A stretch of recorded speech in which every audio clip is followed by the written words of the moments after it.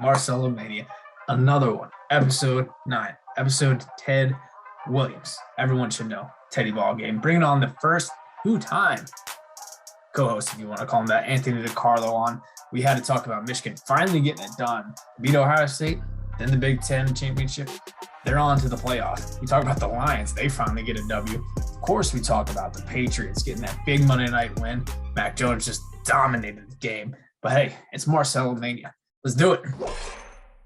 MarcelloMania, the first two-time guest. He might have to be a co-host at this time. My guy, Anthony DiCarlo. And Anthony, I think we're going to talk about one team in particular.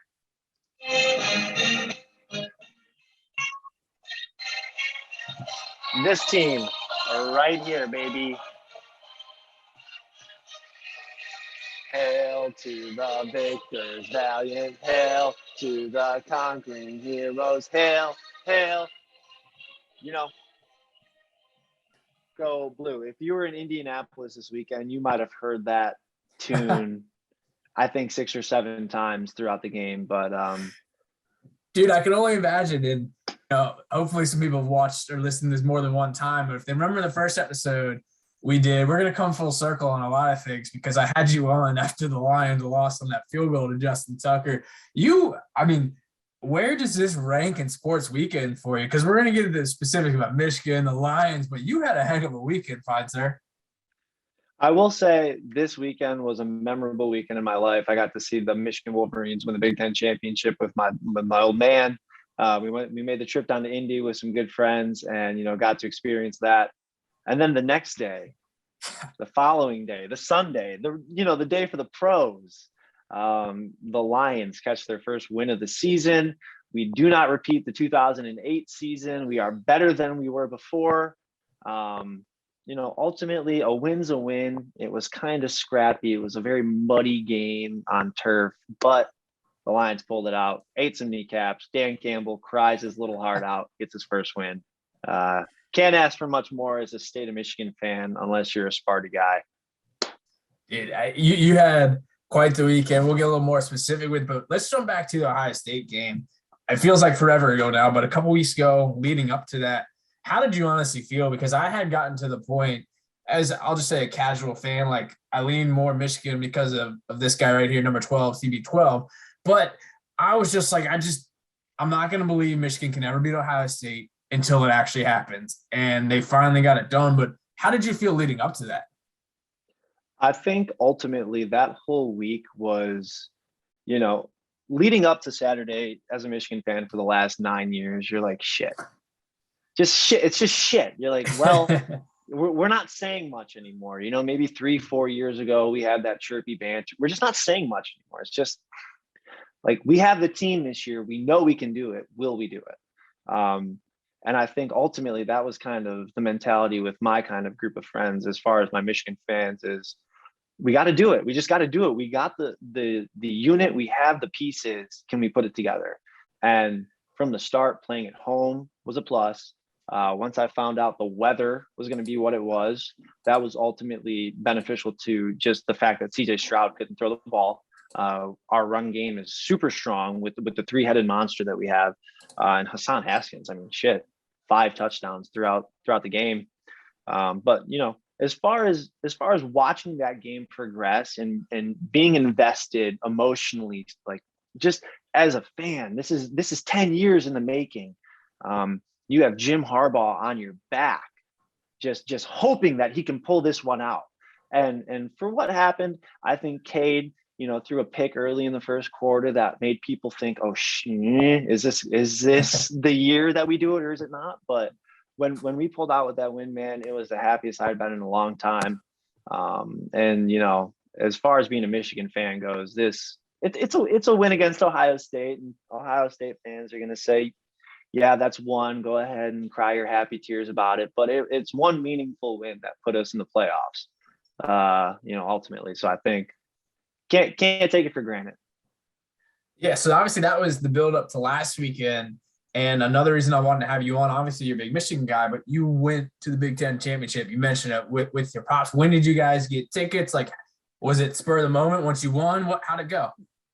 So I have two good friends that I went to school with that were at the Ohio State Michigan game. They didn't end up storming the field because I feel like if they did, they would have just been caught in the fanfare and the just the haze of it all. We wouldn't have gotten anything done. But when they were in the car ride back, we're talking and enjoying the relapse of the game.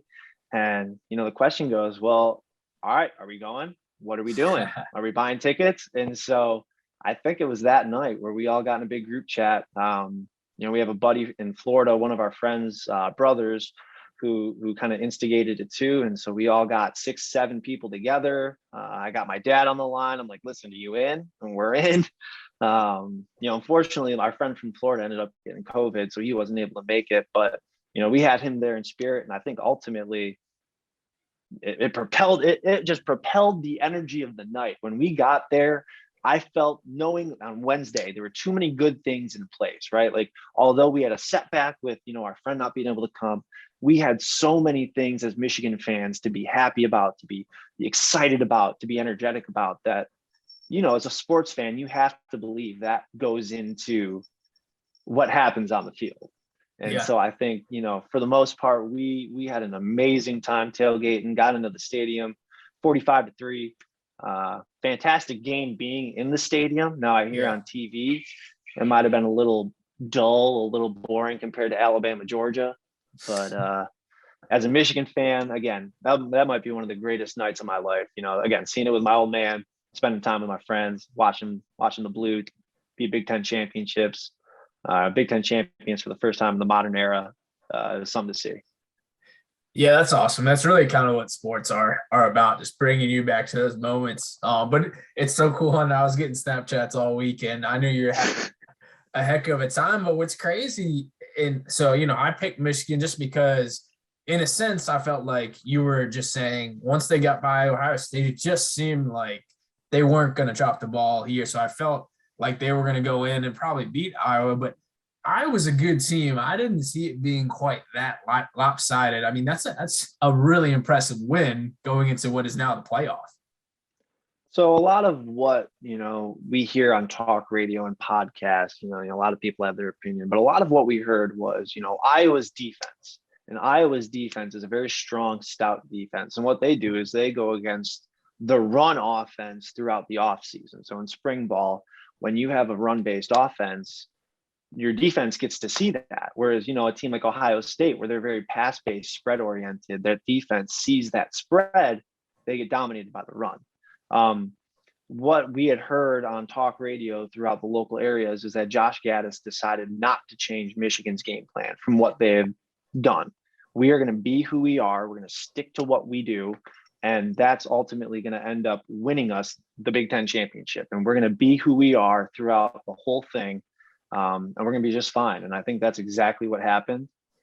Michigan was able to stick to their game plan, running the ball for 3, 4, 5 yards every time they run the ball.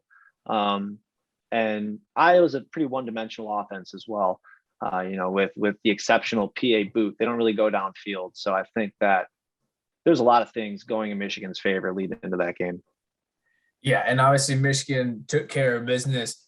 I'm sure you've thought about it somewhat. There's a little bit of time, but the Georgia matchup, I mean, I'll say this. I think I'll take just about any team over Bama in most cases.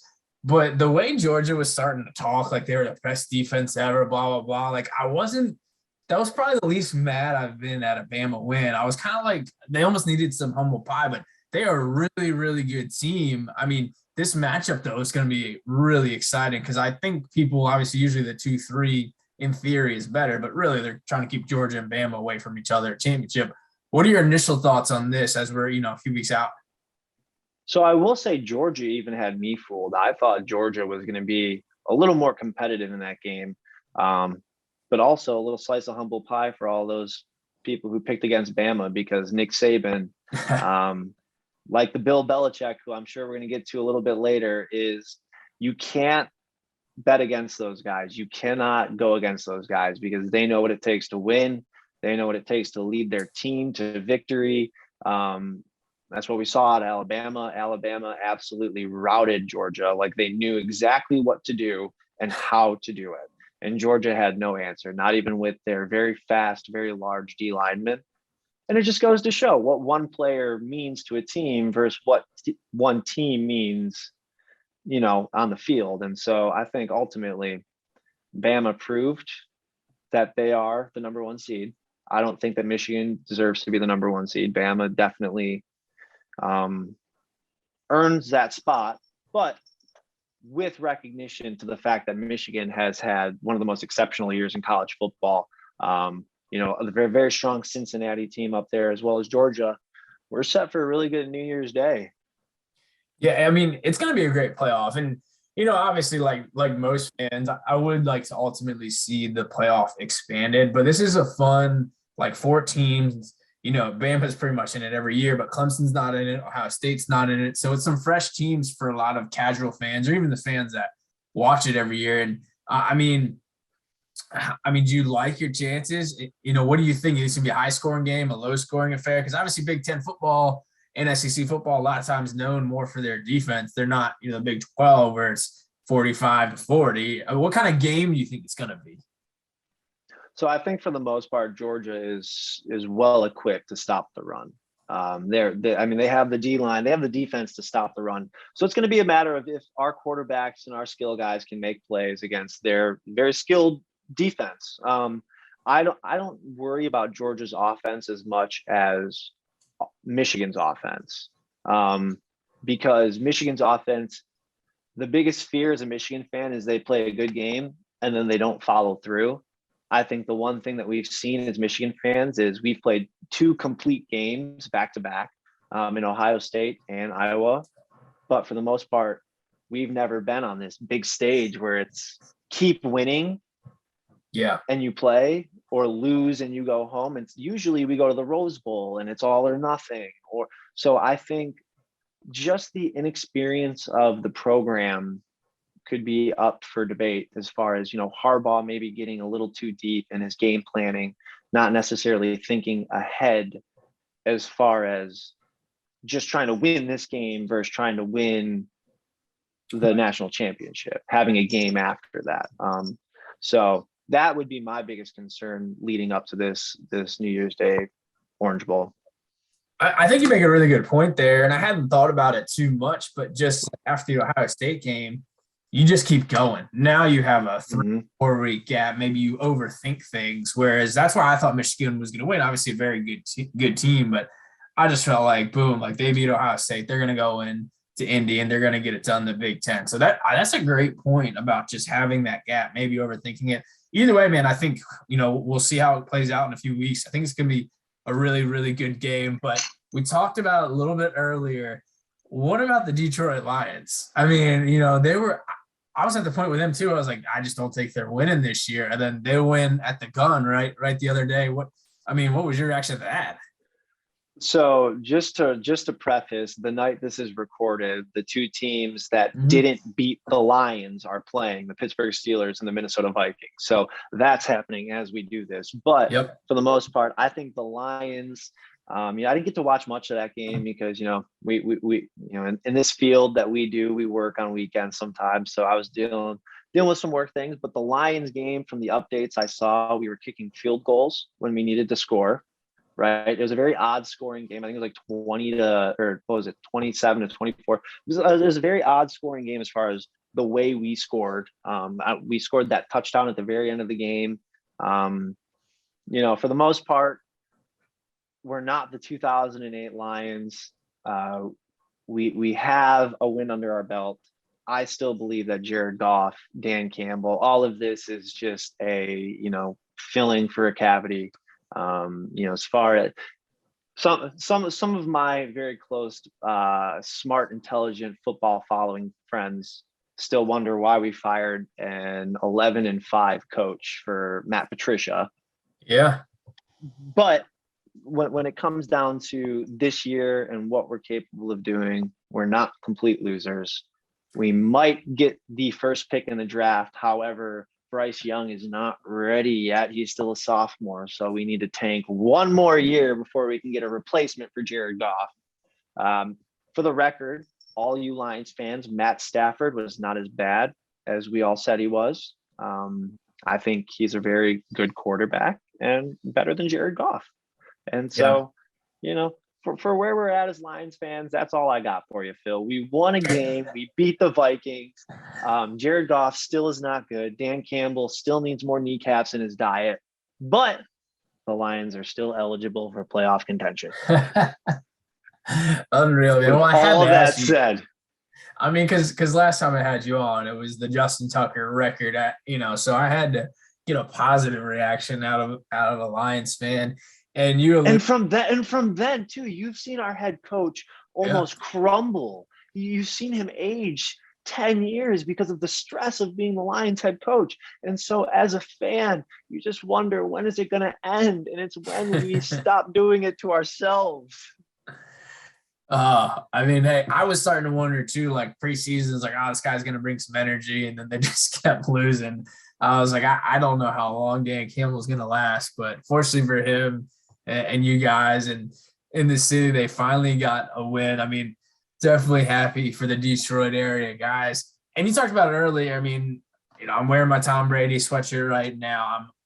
I'm a Patriots guy. We have to talk about Monday night and that game in general. And then, you're a Tom Brady guy as well. Just what were your thoughts? I mean, that was an unreal game, just unlike anything I've ever watched. I think Mac Jones threw the ball 3 times and they win 14-10. Just really crazy with that win.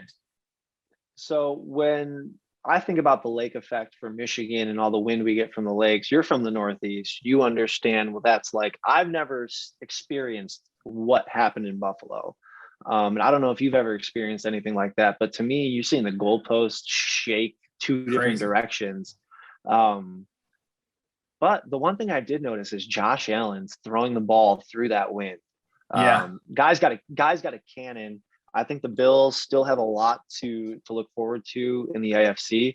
I think the Patriots are solidifying their stance. I think Bill Belichick is reminding everybody who he is, and he's saying, "Guys, remember when the Bucks are losing to the Raiders? Well, we're beating the Bills in the win. So we're beating the number one run defense by breaking 67-yard touchdowns on them."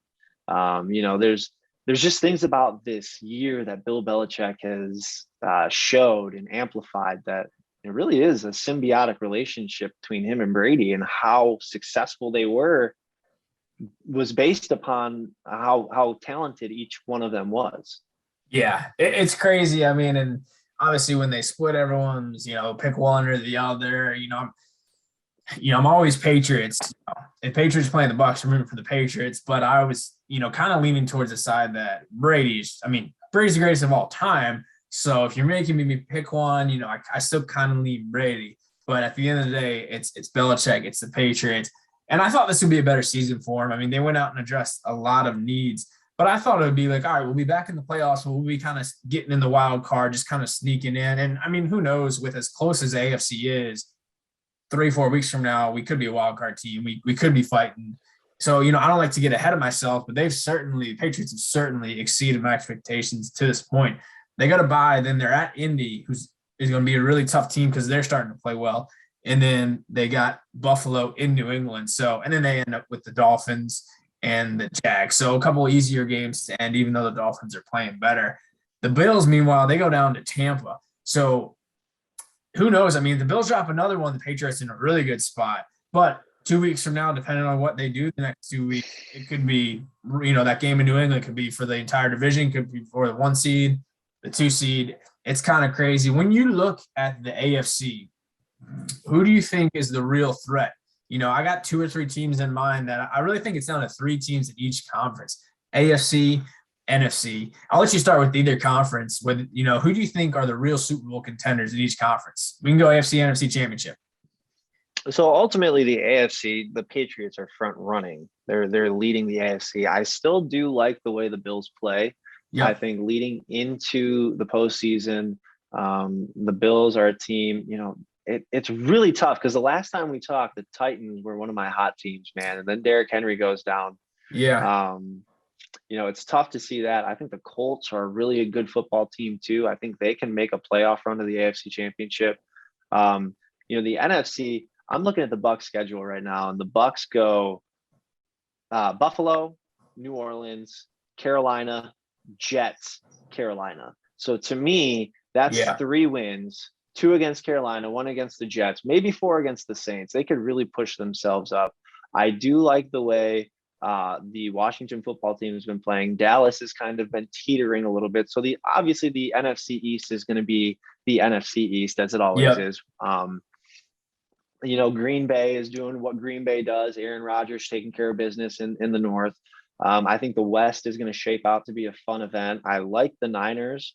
Russell Wilson, I think the Seahawks and what they have to offer is just not enough.